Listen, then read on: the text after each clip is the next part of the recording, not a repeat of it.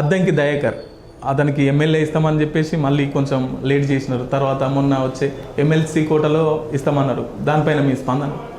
అధిష్టానం ఆలోచన చేస్తుంది, ఎవరికి ఎక్కడ అకామిడేట్ చేయాలో అధిష్టానం చూసుకుంటుంది. ఎందుకంటే అధిష్టానం పరిధిలో ఉంది కాబట్టి నేను దాని మీద కామెంట్ చేయలేను.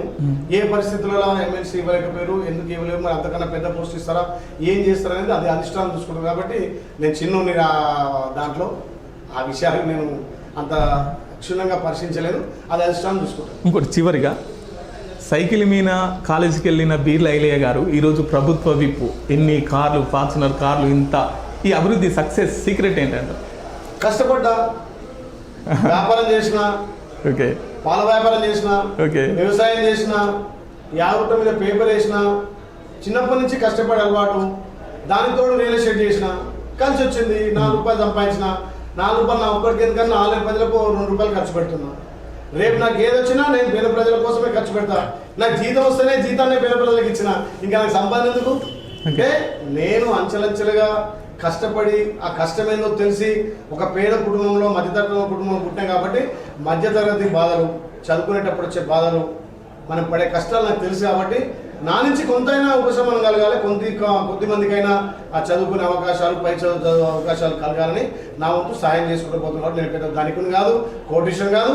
కష్టం అంటే తెలిసిన వ్యక్తిగా ఎదుటోని కష్టంలో కొంత భాగం మార్చుకోవాలనే ఆలోచనతోటే నేను నాకు వచ్చే జీతాలు కానీ, నాకు వచ్చే వ్యాపారంలో వచ్చే లాభాలు కానీ అలా ఖర్చు పెడుతున్నాను. సో చివరిగా, కాంగ్రెస్ అధికారాన్ని కూలగొట్టడానికి బీఆర్ఎస్ పార్టీలు కాంగ్రెస్ పార్టీ ఎమ్మెల్యేలను కొనుక్కున్నాను కానీ కొంత ప్రలోభ పెట్టి తీసుకోవడం అని చెప్పేసి కొంత వస్తున్నటువంటి వార్తలు, దానిపైన మీ స్పందన? కాంగ్రెస్ కూల్చడం అంటే కేసీఆర్ జేజం అని కూడా కాదు, ఇది తెలంగాణ ప్రజలు కోరుకున్నటువంటి ప్రభుత్వం.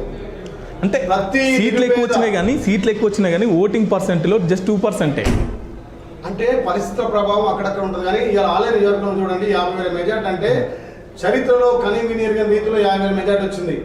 నాకంటే సీనియర్ నాయకులు, పెద్ద పెద్ద మంత్రులుగా చేసిన వాళ్ళు, ఇక్కడ ఉద్యమాల్లో పాల్గొన్న వాళ్ళు, వాళ్ళకి ఎదురు లేదన్న వాళ్ళకు కూడా ప్రజలు 33,000, 30 దాటలేదు, 38 లాస్ట్ వచ్చినట్టున్నాయి. అలాంటిది ఒక పేదోని, ఒక సామాన్య కార్యకర్తను నాకు 50,000 మెజార్టీ ఇచ్చారంటే ప్రజలు మార్పు కోరుకున్నారు. ప్రజలు మార్పు కోరుకున్నప్పుడు ఏదైనా సాధ్యమైంది. కాబట్టి ఇప్పుడున్నటువంటి పరిస్థితుల్లో ఇంకా 20 సంవత్సరాలు తెలంగాణలో కాంగ్రెస్ పార్టీ అధికారం ఉంటుంది.